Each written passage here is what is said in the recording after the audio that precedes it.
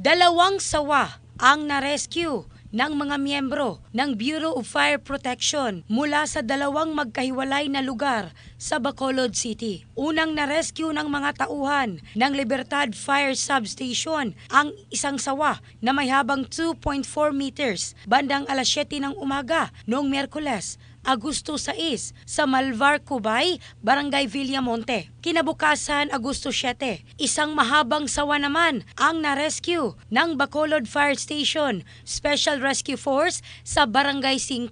Natagpuan itong nakabaluktot sa may garden. Matapos ang ilang ulit na pagtatangka, matagumpay rin nilang nakuha ang ahas. Agad na inilipat sa pangangalaga ng DENR Penro ang mga sawa. In the heart of changing lives, ako si Michelle Craste ng Brigada News Philippines, the Music and News Authority.